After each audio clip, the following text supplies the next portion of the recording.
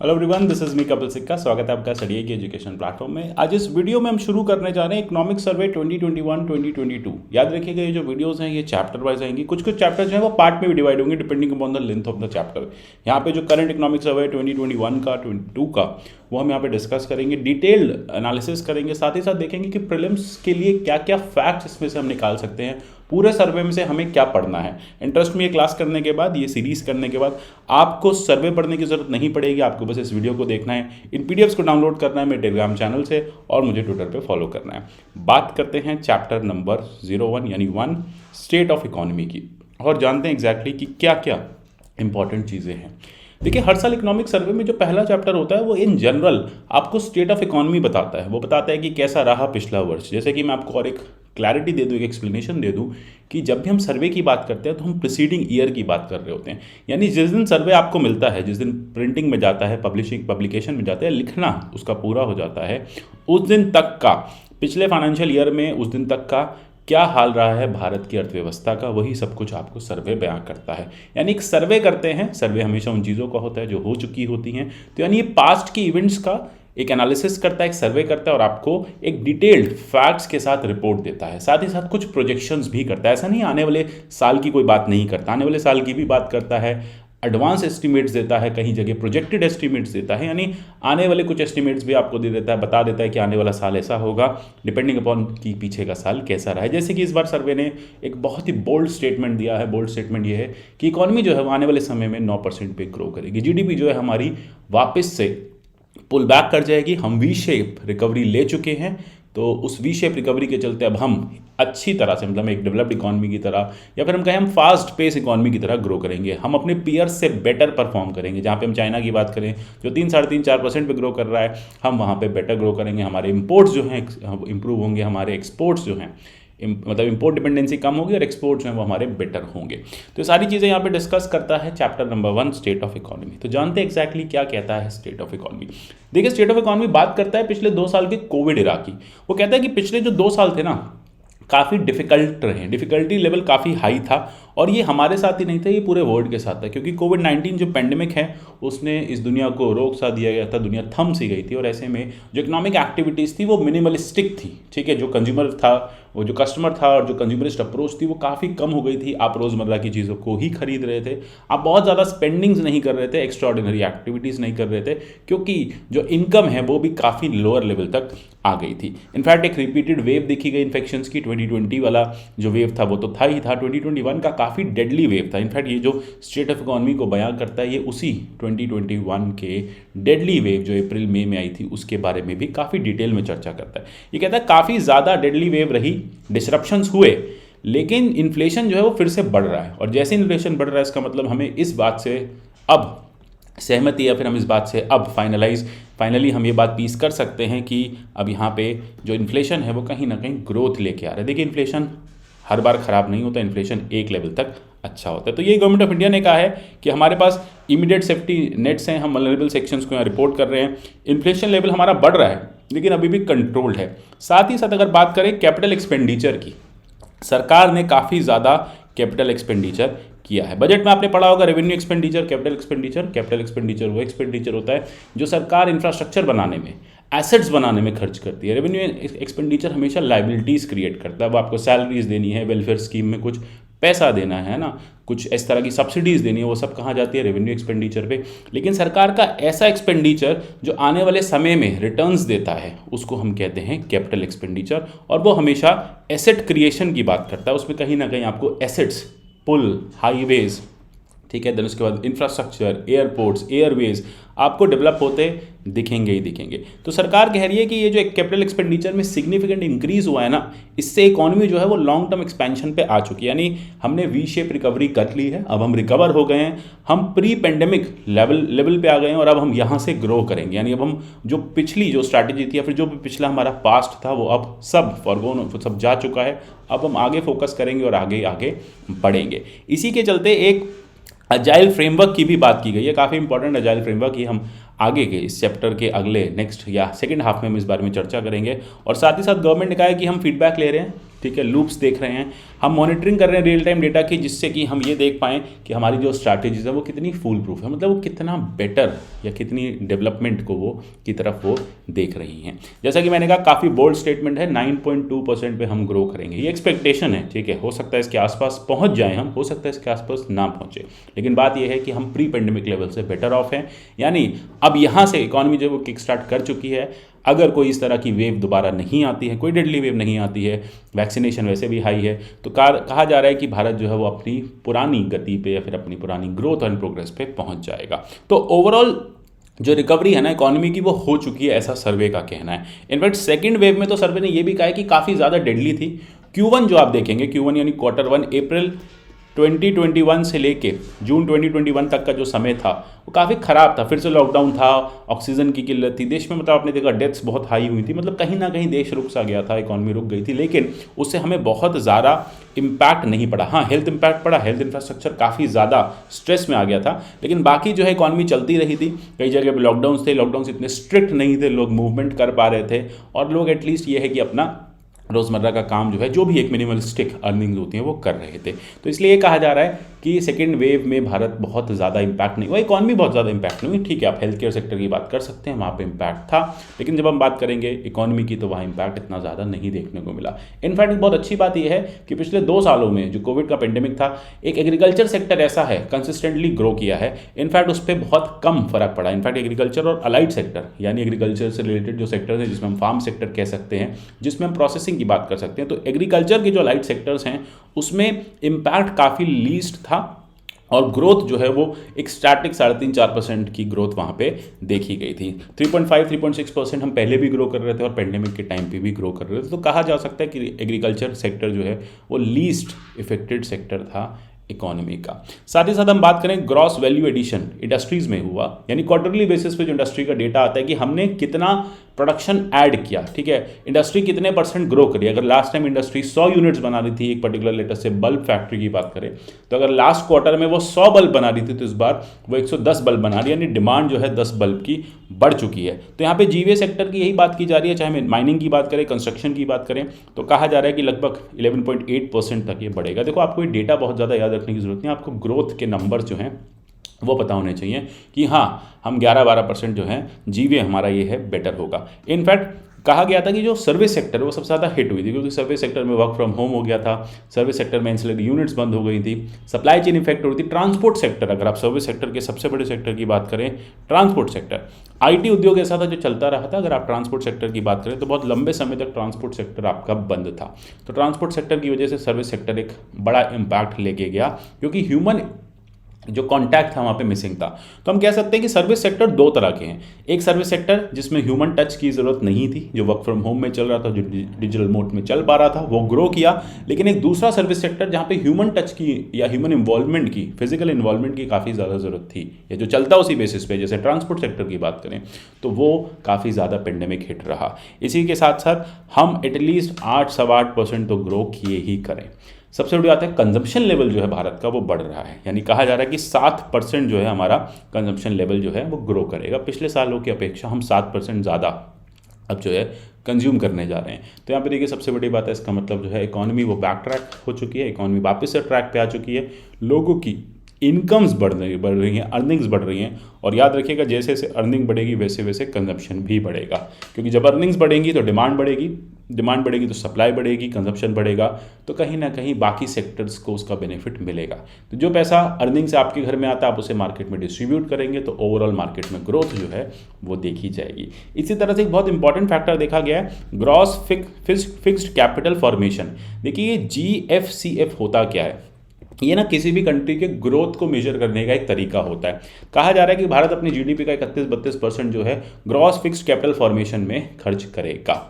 अगर हम western countries की बात करें, चाइना की बात करें, वेस्टर्न कंट्रीज लगभग 40-45% खर्च करती हैं, चाइना भी 42-43% खर्च करता है। यानी कहा जाता है कि जो भी पैसा सरकार के पास आता है, अभी जो भी हमारे टोटल GDP का साइज़ है, वो पब्लिक एक्सपेंडिचर पे जाता है, यानी इंफ्रास्ट्रक्चर डेवलपमेंट पे जाता है। तो ग्रॉस फिक्स्ड कैपिटल फॉर्मेशन जो है वो एक एग्रीगेट होता है, जिसमें ये देखा जाता है कि सरकार ने कितने फिक्स्ड एसेट्स क्रिएट किए।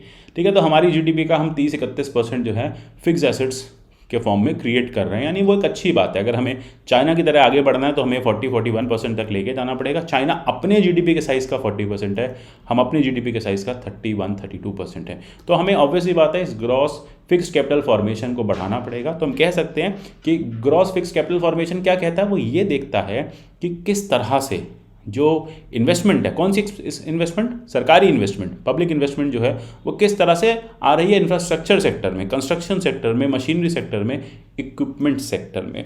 और कहा जाता है कि जितना ग्रॉस फिक्स कैपिटल रेशियो जो है, फिक्स कैपिटल फॉर्मेशन जो है, वो जितना जीडीपी के करीब जाता है, मतलब जितना स्पेंडिंग उसमें बढ़ती है, उतना देश जो है वो विकसित या विकास की तरफ आगे बढ़ता है।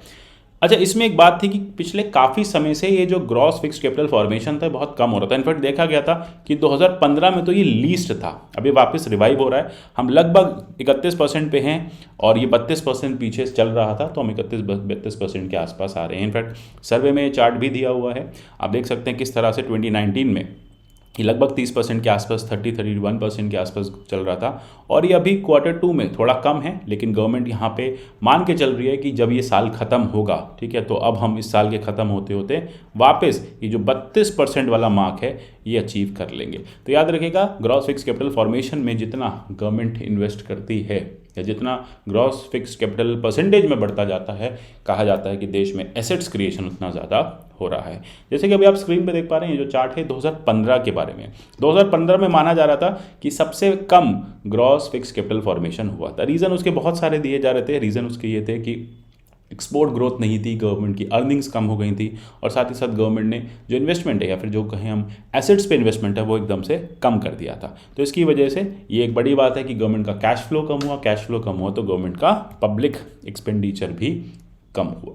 ये इंपॉर्टेंट चीज़ें हमें यहाँ तक इंफ्रास्ट्रक्चर के रिलेटेड जाननी थी। साथ ही साथ सर्वे ये भी कह रहा है कि एक्सपोर्ट काफ़ी बेटर रहे, एक्सेप्शनली रहे। इनफैक्ट कुछ एक 17 साल के बाद हम यहाँ पे ट्रेड सरप्लस में आए, हम कैपिटल अकाउंट सरप्लस में आए हैं, ठीक, करंट अकाउंट सरप्लस में आए, ठीक है। तो ये इंपॉर्टेंट चीज़ें यहाँ पे आप देख सकते हैं। तो इसको अभी हम चैप्टर के लास्ट में और डिटेल में डिस्कस करेंगे कि किस तरह से आरबीआई के पास जो फॉरेन एक्सचेंज रिजर्व्स हैं वो 634 बिलियन पे हैं, वन ऑफ द हाईएस्ट है अभी तक। यानी आज भी अगर हम एक्सपोर्ट करना बंद कर दें, एक भी डॉलर अर्न करना बंद कर दें, तो अगले 13.2 महीने तक हमारे मर्केंडाइज इंपोर्ट्स होते रहेंगे। मतलब आज भी अगर भारत सरकार एक भी डॉलर अर्न नहीं कर रही, आरबीआई के किटी में एक भी डॉलर नहीं आ रहा है, जितने इस समय डॉलर हैं वो जा भी नहीं रहे हैं और आ भी नहीं रहे हैं, और सिर्फ हम उससे इंपोर्ट करने की कोशिश करें तो 13.2 महीने तक हम बिना डॉलर अर्न के इंपोर्ट कर सकते हैं। यही है हमारा बैलेंस ऑफ पेमेंट, जो कि आपने देखा बैलेंस ऑफ पेमेंट सरप्लस में गया था, लेकिन हाँ फॉरेन रिजर्व अभी हमारा काफ़ी हाई है, कहा जा रहा है ऑल टाइम हाई है। चाइना से काफ़ी पीछे, 5 टाइम लगभग हम पीछे हैं, 1/5 हैं चाइना के, बट स्टिल अपने बाकी पेयर्स के अकॉर्डिंग, आसपास के अकॉर्डिंग हम काफ़ी बेटर परफॉर्म कर रहे हैं। अब क्योंकि यहाँ पे मैंने टर्म यूज़ किया बैलेंस ऑफ पेमेंट, तो जान लेते हैं एक्जैक्टली बैलेंस ऑफ पेमेंट होता क्या है। जैसा मैंने आपको देखो प्रॉमिस किया है, सर्वे में जो इंपॉर्टेंट टर्म्स है उनका एक फैक्चुअल एनालिसिस, एक फैक्चुअल मीनिंग भी मैं आपको साथ ही साथ दूंगा।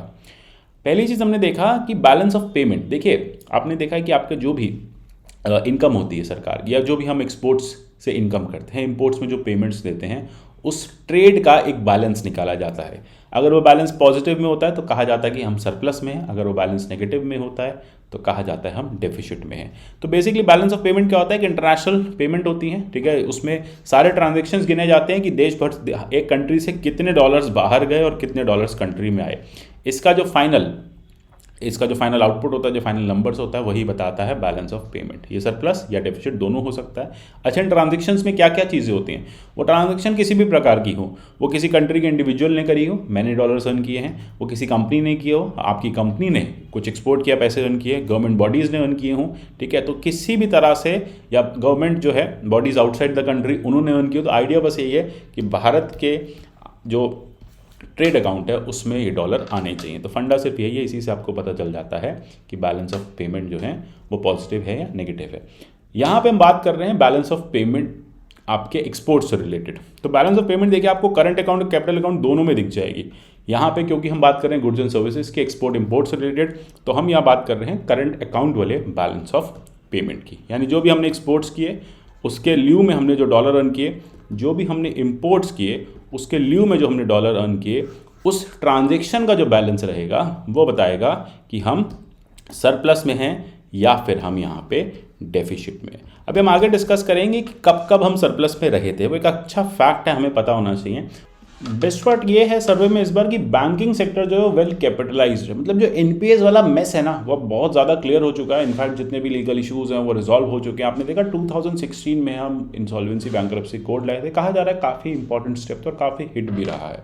तो चीज़ें जो है वो काफ़ी कंट्रोल में। तो बैंकिंग का जो एनपीए का मेस है वो स्ट्रक्चरली डिक्लाइन किया है। मतलब बैंक्स भी अब रिफॉर्म्स की तरफ जा रहे हैं, बैंक्स अब बेटर परफॉर्म कर रहे हैं। साथ ही साथ आप देखेंगे इन्फ्लेशन जो है उसको लेकर थोड़ा सा सर्वे चिंतित है। इन्फ्लेशन के लिए बहुत डिटेल में एक चैप्टर भी दिया, उसमें हम और डिटेल में बात करेंगे। यहाँ पे हम देख लेते हैं कि जो हमारी सीपीआई है वो 5.6% है। जैसे कि आपको पता होगा कि 2015 से जब से आरबीआई मॉनिटर कर रही है सीपीआई के थ्रू इन्फ्लेशन को, तब से 6% की जो बैंड विड्थ है वो हमारे लिए लास्ट है। मतलब 6% तक अगर हम सीपीआई इन्फ्लेशन लेके जा रहे हैं तो चीज़ें स्थिति कंट्रोल में है। देखिए एक बात और है कि कहीं ना कहीं इन्फ्लेशन ग्लोबल इशू है इस समय। अगर आप यूएस में देखेंगे, यूएस में कई सालों के बाद आपको इतनी ज़्यादा इन्फ्लेशन दिख रही है।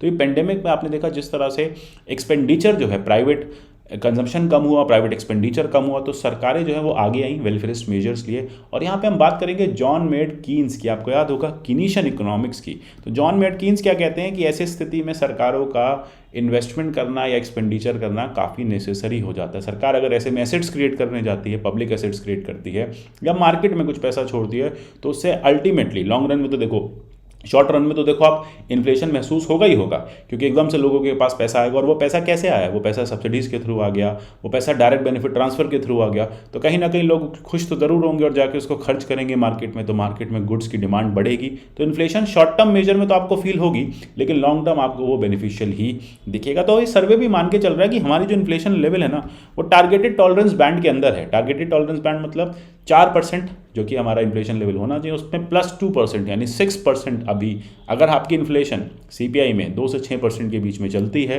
तो फिर जो है वो टारगेटेड बैंड में है।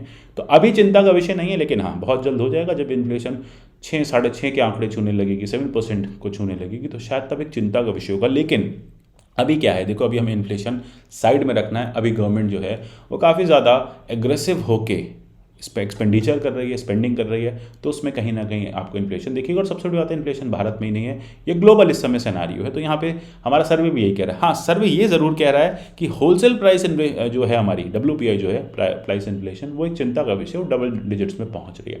होलसेल लेवल पर जो मार्केट में प्राइसेस हैं वो काफ़ी ज़्यादा गुड्स के बढ़ गए हैं। ठीक है, अब कहीं ना कहीं उसका रीज़न देखो ये है कि सप्लाई बॉटलनेक थी, लंबे समय से रॉ मटेरियल अवेलेबल नहीं था, लेबर अवेलेबल नहीं थी। तो होलसेल मार्केट्स में ना ये जो सर्विसेज, ये जो आपके गुड्स हैं, ये थोड़े महंगे होते दिख रहे हैं। तो यहाँ पे गुड्स कैलकुलेट किए जाते हैं, आपको पता होगा, और कंज्यूमर में सर्विस भी कैलकुलेट की जाती है। इसको हम बहुत डिटेल में आगे चर्चा करेंगे, आपको सीरीज़ देखते रहना है। अच्छा, बाकी बात ये कहीं ना कहीं ये जो होलसेल प्राइस की इन्फ्लेशन है या फिर सीपीआई की इन्फ्लेशन है, ये इम्पोर्टेड इन्फ्लेशन भी एक रीज़न इसका रहा है। ठीक है, तो इन्फ्लेशन जो बाहर से लाई जा रही है, आपने देखा कि काफ़ी लंबे समय से, जैसे कि हम बात करें जो इंपोर्ट होने वाले गुड्स हैं, चाइना से जो मैन्युफैक्चरिंग गुड्स आ रहे हैं, वहाँ पे शॉर्टेज चल रही थी, डिमांड वहाँ पे डिमांड ज़्यादा थी, सप्लाई कम हो गई थी। तो फिर जो आने वाला रॉ मटेरियल है वो महंगा हो गया, रॉ मटेरियल महंगा हो गया तो फिर आने वाले भारत में बनने वाले प्रोडक्ट्स महंगे हो गए। तो ये इम्पोर्टेड इन्फ्लेशन से अभी हम कहीं ना कहीं जूझ रहे थे। लेकिन हाँ, जब हम बात करेंगे ग्लोबल एनर्जी प्राइसेस की, तो उसके लिए भारत को भी चिंता करने की ज़रूरत नहीं है, क्योंकि ग्लोबल एनर्जी प्राइसेस जो है वो कंट्रोल में थे। जब तक ये सर्वे लिखा जा रहा था तब तक कंट्रोल में थे। हाँ, अभी फिर से आप देख रहे हैं कि ऑयल प्राइसेस राइज हो रहे हैं, तो देखते हैं आगे इसका क्या इम्पैक्ट रहता है। हो सकता है जो प्रोजेक्टेड फिगर्स हो हम उसको अचीव ना कर पाएँ। सबसे बड़ी बात है, यहाँ पे कहा जा रहा है कि भारत सरकार ने सेफ्टी नेट्स यूज़ किए, किन के लिए? वल्नरेबल सेक्शन के लिए। सेफ्टी नेट्स बेसिकली आप देखेंगे कि जितने भी वल्नरेबल सेक्शन है, ठीक है, पुअर है, वुमेन है, इनके लिए सरकार कुछ ना कुछ बेनिफिट्स जो है, या SC STs इनके लिए कुछ ना कुछ बेनिफिट जो है समय समय पे लाती रही है। अच्छा, यहाँ पे जो सरकार ये जो बेनिफिट्स लेके आ रही है, एक बेजियन अपडेटिंग ऑफ इंफॉर्मेशन के थ्रू ला रही है। बारबेल स्ट्रैटेजी जो है वो सरकार यहाँ पे यूज़ कर रही है। तो बारबेल स्ट्रैटेजी और साथ ही साथ बेजियन अपडेटिंग जो सिस्टम है उसको सरकार यहाँ पे यूज़ कर रही है। अभी हम आगे बहुत डिटेल में डिस्कस करने वाले हैं कि दोनों स्ट्रैटेजीज होती क्या हैं और अजाइल अप्रोच क्या होती है। तो ये सब तो डिस्कस करेंगे, पहले समझ लेते हैं कि बेजियन स्टैटिस्टिक्स क्या होता है। देखिए, बेजियन स्टैटिस्टिक्स एक बात करती है प्रोबेबिलिटी की, स्टैट्स का एक मेथड है, वो प्रोबेबिलिटी की बात करती है, वो डिग्री ऑफ बिलीव की बात करती है। ये थ्योरम कहती है कि हम किसी भी पर्टिकुलर इवेंट पे एक प्रोबेबिलिटी लगा सकते हैं। हम ये प्रोबेबिलिटी लगा सकते हैं कि हाँ जो वर्स्ट है वो हमारे पीछे रह गया, ठीक है, और उस वर्स्ट के हमारे पीछे रहने से अब सरकार को क्या करना है, वल्नरेबल सेक्शन का ध्यान रखना है। सरकार को वल्नरेबल सेक्शन को बेनिफिट्स देने हैं, उनको डायरेक्ट बेनिफिट ट्रांसफर्स देने हैं। तो ये जो बेसियन अपडेटिंग ऑफ इन्फॉर्मेशन है, ये एक तरह से एक प्रोबेबिलिटी लेती है, डेटा कलेक्ट करती है, ठीक है, और उसमें ये देखती है कि अच्छा अब जो कुछ भी हुआ लेटेस्ट से डेटा का जो भी रिजल्ट आया, तो इससे ये पता चला कि गरीबी जो है बहुत ज़्यादा बढ़ गई। तो सरकार ये मान के चल रही है कि ठीक है गरीबी बहुत ज़्यादा बढ़ गई, लेकिन अगर हम और ज़्यादा वनरेबल सेक्शन के लिए सेफ्टी नेट्स लगाएंगे, पैसा उनको ज़्यादा ट्रांसफ़र करेंगे, तो आने वाले समय में स्थिति जो है वो बेटर होगी, ठीक है। इसी के तरह एक बारबेल स्ट्रैटेजी भी काम करती है। बारबेल स्ट्रैटेजी भी बात करता है दो अलग अलग एक्सट्रीम्स की, और सबसे पहले आते हैं बारबेल स्ट्रैटेजी ना, पहली बार हम यूज़ नहीं कर रहे, पिछले सर्वे में भी हमने यूज़ किया था 5T स्ट्रैटेजी के साथ। पिछली बार सरकार ने ये कहा था कि हम 5T अप्रोच लगाएंगे, यानी टेस्ट करेंगे, ट्रैक करेंगे, ट्रेस करेंगे, ट्रीट करेंगे और टेक्नोलॉजी को इंड्यूस करेंगे। मतलब जो भी पिछले साल जो फर्स्ट वेव वाला जो क्राइसिस था, उसमें सरकार ने कहा जो भी इस समय क्राइसिस है, उस क्राइसिस को हम 5T अप्रोच के साथ हम उसको केटर करेंगे, बेटर ऑफ करेंगे, आइडेंटिफाई करेंगे टाइम से, लोग का आइसोलेशन करेंगे, जिससे जो इन्फेक्शन है ना वो कम से कम फैले। इसके साथ एक बारबेल स्ट्रैटेजी लगाएगी। इस स्ट्रैटेजी में ये कहा जाता है कि हम दोनों एक्सट्रीम्स को लेकर चलेंगे, कोई मिडिल पाथ नहीं होगा इन्वेस्टमेंट का। यूजुअली ये ना इन्वेस्टर्स यूज़ करते हैं, जैसे कि आपने एक स्टॉक मार्केट में एक बास्केट ऑफ शेयर्स बनाए, आपने 2 शेयर ऐसे लिए जो बहुत ज़्यादा हाई रिस्क हैं और 2 शेयर ऐसे लिए जो बहुत ज़्यादा लो रिस्क है, तो उससे क्या होगा, कहीं ना कहीं आपकी जो इन्वेस्टमेंट है या फिर आपके आने वाले जो रिटर्न है वो बैलेंस हो जाएंगे। अगर आपके लो रिस्क वाले शेयर जो हैं वो कंसिस्टेंट रिटर्न दे रहे हैं और हाई रिस्क वाले थोड़े कम रिटर्न दे रहे हैं, तो फिर कहीं ना कहीं आपको एक बैलेंस रिटर्न मिलेगा। तो यहाँ पे बेसिकली बारबेल स्ट्रैटेजी यही कहती है कि इन्वेस्टमेंट में क्या होगा कि बेस्ट वे स्ट्राइक करना है रिवॉर्ड और रिस्क के बीच में, मिडिल पाथ नहीं लेना है हमें ये नहीं करना है कि हम तो एकदम जी सेफ मोड उठा लें, है ना। तो सरकार ये कह रही है कि हम ये मान के चल रहे हैं कि वर्स्ट हो चुका है, हम ये मान के चल रहे हैं बारबेल स्ट्रैटेजी के चलते कि वर्स्ट जो है वो हो चुका है, इससे खराब समय भारत अब नहीं या पूरे वर्ल्ड में पेंडेमिक में नहीं देखा जाएगा। अब इसमें हमें क्या करना है, हमें उन सेक्शंस में इन्वेस्ट करना है जो हमें इंस्टेंट रिटर्न दे, हाई रिटर्न्स दे, और साथ साथ बैलेंस आउट करना है उन सेक्शन से जो हमें लो रिटर्न दे, ठीक है। तो यानी फंडा बस यही है कि हमने हेजिंग कर ली है, वर्स्ट आउटकम हम मान चुके हैं, इस समय हम 0.0 पे आ गए हैं, वर्स्ट आउटकम हमारे पीछे रह गया है। अब हमें कैलिब्रेट करना है अपना रिस्पॉन्स थ्रू फीडबैक मैकेनिज्म। हम स्पेंडिंग करेंगे, स्पेंडिंग के बिहाफ पे हम रिस्पॉन्स देखेंगे, कहाँ पे क्या ग्रोथ हो रही है, उसके हिसाब से हम फर्दर अपने इन्वेस्टमेंट्स को बढ़ाएंगे। तो सरकार भी यहाँ पे इन्वेस्टर की तरह हो रही है, स्टॉक मार्केट के इन्वेस्टर की तरह ये कह रही है कि स्ट्रैटेजी से हम एक्सट्रीम्स पे जाएंगे, क्योंकि वर्स्ट तो हमारे पीछे रह गया। अब इससे ज़्यादा खराब टाइम हम क्या देखेंगे, है ना। हमने सेकेंड डेडली वेव देख ली, फर्स्ट वेव का लॉकडाउन देख लिया, इससे ज़्यादा खराब अब कुछ नहीं आएगा। यानी अब सब वर्स्ट पीछे है, सरकार बस एक्सपेंडिचर करती रहेगी, इन्वेस्टमेंट करती रहेगी, पब्लिक एक्सपेंडिचर करती रहेगी और गुड्स जो है वो लोगों तक पहुंचाती रहेगी। साथ ही साथ यहाँ पे यही कहा गया है कि इकॉनमी जो है वो रिकवर कर गई है, पोस्ट प्री पेंडेमिक लेवल्स पे आ चुकी है, इस बारे में हम चर्चा कर चुके हैं। एडवांस एस्टीमेट्स आ गए हैं। देखिए टर्म एडवांस एस्टीमेट्स कई बार आप पढ़ते होंगे, यूजुअली जब भी एक क्वार्टर एंड होता है ना, उसके एस्टीमेट्स आने में लगभग कुछ समय लग जाता है कि उस क्वार्टर में देखिए बहुत सारा डेटा कलेक्ट करना होता है, एनालाइज करना होता है।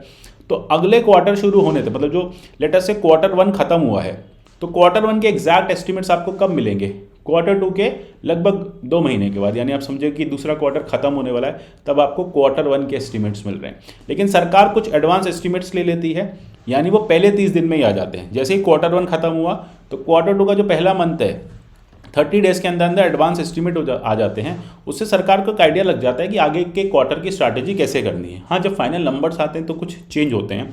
तो एडवांस एस्टीमेट्स हमारे कह रहे हैं कि हम 9.2% पे ग्रो करेंगे। इसलिए मैंने आपसे कहा था कि काफ़ी बोल्ड स्टेटमेंट है कि एडवांस एस्टीमेट्स हमारे कह रहे हैं हम 9.2 पे ग्रो करेंगे। हो सकता है हम 8% पे ग्रो करें, 7.5 पे ग्रो करें, बट आइडिया ये है कि हम प्री पेंडेमिक लेवल के हिसाब से ग्रो करेंगे। स्थिति जो है खराब थी, खराब स्थिति पीछे निकल चुकी है, अब वर्स्ट जो है वो निकल चुका है। तो now we have to move ahead and see the bright future. तो this is what survey is telling us. इसी के साथ साथ यहाँ पे आप देख रहे हैं कि एग्रीकल्चर के बारे में भी इस पर्टिकुलर चैप्टर में बात की गई है कि खारिफ और राबी क्रॉप जो है उसमें जो प्रोडक्शन में काफ़ी इंक्रीज हो रहा है, एरिया जो है बढ़ता जा रहा है। तो आप देख रहे हैं किस तरह से ज़्यादा एरिया में अब आप देखेंगे जो खारिफ है वो ग्रो किया जा रहा है, वीट प्रोडक्शन, पेडी प्रोडक्शन वो बढ़ता जा रहा है। तो यानी जो हमारा प्रोडक्शन है वो ऑल टाइम हाई है। तो फूड सिक्योरिटी को लेके हमें टेंशन नहीं लेनी है, ठीक है। तो यहाँ पे ये आप नंबर्स देखिए और ये नंबर्स देखिए, बहुत ज़्यादा हमारे जो हेक्टेरेज है इस समय खारिफ और राबी में आ चुका है। तो अल्टीमेटली जो हमारी फूड सिक्योरिटी वाली कंसर्न थी वो दूर हो चुकी है। साथ ही साथ सरकार ने इस बार सरकार कह रही है कि रिकॉर्ड लेवल का हमारा ग्रेन प्रोडक्शन भी हुआ है। तो फूड ग्रेन का जो हमारा प्रोडक्शन है वो 150 मिलियन टन पहुंच गया है खरीफ सीजन में, काफ़ी हाई है। इसके काफ़ी ज़्यादा रीजंस हैं। इसका रीजंस है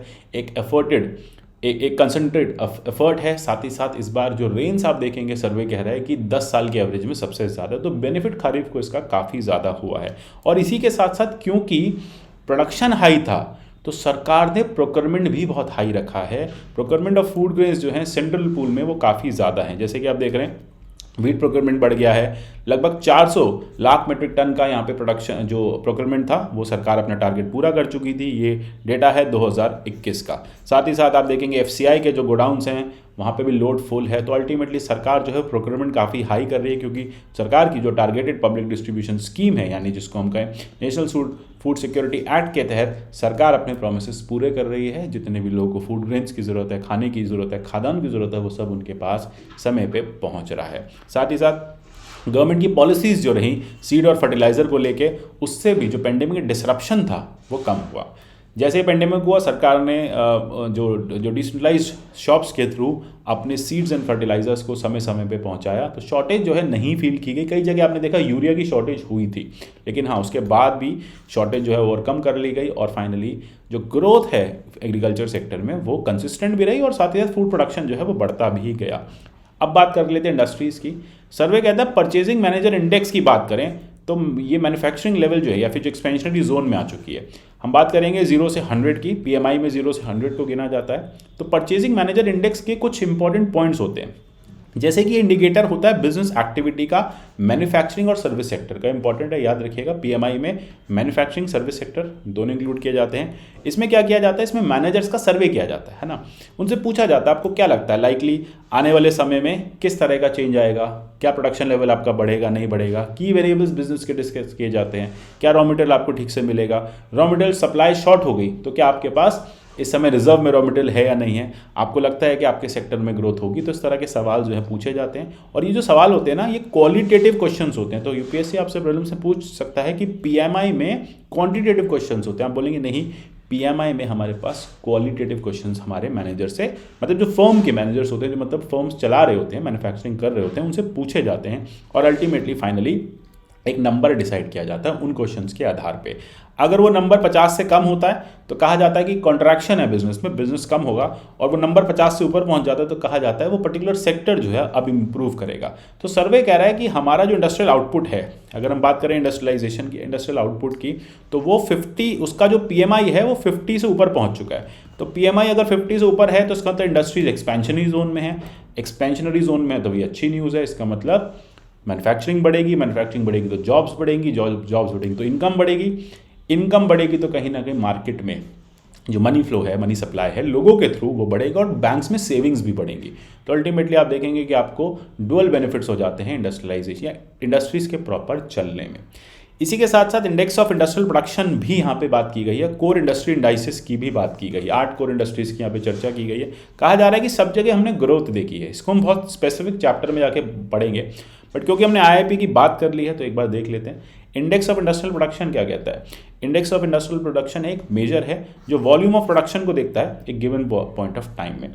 इसका जो डेटा आता है वो एनएसओ के थ्रू लाया जाता है। इसको वही कंपाइल करता है, वही पब्लिश करता है। इसमें कुछ ब्रॉड सेक्टर्स आते हैं, माइनिंग, मैन्युफैक्चरिंग, इलेक्ट्रिसिटी जैसे। बेसिक गुड्स, कैपिटल गुड्स और इंटरमीडिएट गुड्स का एक कलेक्टिव डेटा आता है। बेस ईयर जो है वो 2011-2012 कर दिया गया है। पहले 3-4 था, अब 11-12। आपको ये याद होना चाहिए कि बेस ईयर आईआईपी इंडेक्स का हम 2011 और 12 लेते हैं। तो इस तरह से पता चल रहा है कि इंडेक्स जो है इंडस्ट्रियल प्रोडक्शन का वो भी ग्रोथ दिखा रहा है। साथ ही साथ कोर इंडस्ट्रीज के इंडाइसिस में 8 की 8 इंडाइसिस में भी ग्रोथ देखी गई है। ठीक है, तो ये बहुत इंपॉर्टेंट चीज़ें हो जाती हैं। इंडस्ट्रीज के चैप्टर में इसको हम और डिटेल में करेंगे। अच्छा, दूसरी बात एक और है, एक आरबीआई का हाउसिंग प्राइस इंडेक्स आता है जो कुछ इंपॉर्टेंट टॉप 8 सिटीज़ के, अहमदाबाद, बेंगलुरु, चेन्नई, दिल्ली एनसीआर, हैदराबाद, कोलकाता, मुंबई, पुणे, इनके प्राइसेस पैटर्न को स्टडी करता है। इस इंडेक्स में ये पता चल रहा है कि जो डिमांड ऑफ हाउसेज है वो बढ़ती जा रही है। प्राइसिंग, जब डिमांड बढ़ रही है तो प्राइसिंग भी बढ़ रही है। बहुत सारे बड़े बड़े शहरों में काफ़ी लंबे समय से इन्वेंट्री थी बने हुए घरों की। ऐसे घर थे, ऐसे फ्लैट्स थे बिल्डर्स के जो बिक नहीं रहे थे। कोविड में क्या हुआ, सरकार ने या बैंक्स ने, पहले तो खैर आपने देखा कि आरबीआई ने रेपो रेट कम किया तो बैंक से मिलने वाला लोन का जो परसेंटेज है वो कम हुआ ही हुआ। इस समय रेपो रेट काफ़ी कम है, उसकी वजह से जो हाउसिंग लोन्स हैं वो भी ऑल टाइम डिकेड लो बताया जा रहा है। लगभग 10 साल में इतने कम इंटरेस्ट पे आपको घर का लोन नहीं मिलेगा। तो इसके चलते लोगों ने इसका बेनिफिट उठाया और डिमांड जो है मार्केट में क्रिएट करी। बैंक से लोन लेके 7% पे बिल्डर्स को देने लगे, रियल एस्टेट सेक्टर इससे चलने लगा और रियल एस्टेट सेक्टर के चलने से कहीं ना कहीं डिमांड जो है वो मार्केट में बढ़ी। तो यही आरबीआई का ये डेटा भी कह रहा है कि इस बार अगर आप देखेंगे तो नंबर्स यानी जो प्राइसिंग है हाउसेस की वो बढ़ चुकी है। कहा जा रहा था कोविड में रियल एस्टेट के प्राइसेस कम होंगे, कहीं कम नहीं हुए क्योंकि डिमांड बढ़ी है। तो सप्लाई तो कहीं ना कहीं लिमिटेड रहेगी, डिमांड ज़्यादा हो गई है, तो इसकी वजह से प्राइसिंग में बहुत फैक्टर नहीं हुआ है। यानी अभी भी जो रियल एस्टेट यूनिट्स हैं, जो प्रॉपर्टीज़ हैं, वो अभी भी महंगी हैं। तो इससे एक आइडिया लग रहा है कि हाँ, मार्केट में डिमांड तो बूस्ट हुई है। साथ ही साथ आप देखेंगे contact to contact base services की हम बात करें, वो तो देखो नो डाउट कम होनी थी। टूरिज्म सेक्टर, हमने अभी बात की थी ट्रांसपोर्टेशन की, सर्वे कह रहा है टूरिज्म सेक्टर में भी काफ़ी फॉल देखा गया। देखिए उसमें तो कोई पूछने सोचने वाली बात ही नहीं थी। फ्लाइट्स बंद थी, ठीक है, वैक्सीनेशन को लेके इश्यूज थे, बबल भी बहुत ज़्यादा सक्सेसफुल नहीं हुआ जो एयर बबल हमने बनाया। सो अल्टीमेटली जो भी मैंडेटरी या नेसेसिटी सर्विसेज थी ना, नेसेसिटी फ्लाइट्स थी या नेसेसिटी ट्रैवलिंग थी, बस वही की जा रही थी। घूमने के लिए या फिर हम कहें टूरिज्म पॉइंट ऑफ व्यू से ट्रैवलिंग नहीं की जा रही थी और इंटरनेशनल टूरिज्म तो बिल्कुल बंद था, होल्ड पे था। तो इस वजह से ये जो सेक्टर हैं आपको काफ़ी ज़्यादा खराब दिखेंगे। लेकिन बाकी सेक्टर्स, आईटी एनेबल्ड सेक्टर की बात करें, सॉफ्टवेयर एनेबल्ड सेक्टर की बात करें, एडटेक सेक्टर की बात करें, तो उसने काफ़ी ग्रोथ देखी है, ये मानना है हमारे सर्वे का।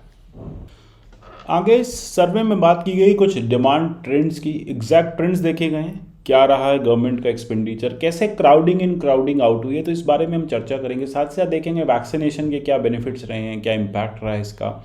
ओवरऑल जो बारबेल स्ट्रैटेजी की बात हमने करी थी, अजाइल अप्रोच की जो हमने बात करी थी, ये किस तरह से फंक्शन कर रही है और क्यों सर्वे बारबेल इनकी बात कर रहा है, तो ये सब जानेंगे हम पार्ट 2 में। पार्ट 2 में हम बाकी का एक ग्रोथ आउटलुक देखेंगे, आने वाले कुछ इंपॉर्टेंट पॉइंट्स को देखेंगे और फिर हम आगे बढ़ेंगे चैप्टर 2 ऑनवर्ड्स। तो इसी तरह से सीरीज चलती रहेगी, आपको रोज़ एक वीडियो मिलेगा। आपको क्या करना है, वीडियो को लाइक करना है, फ्रेंड्स के साथ शेयर करना है और मेरे टेलीग्राम चैनल से इसके पीडीएफ्स डाउनलोड करने हैं। मिलते हैं अगले सेशन में, तब तक के लिए good bye, take care and God bless you all.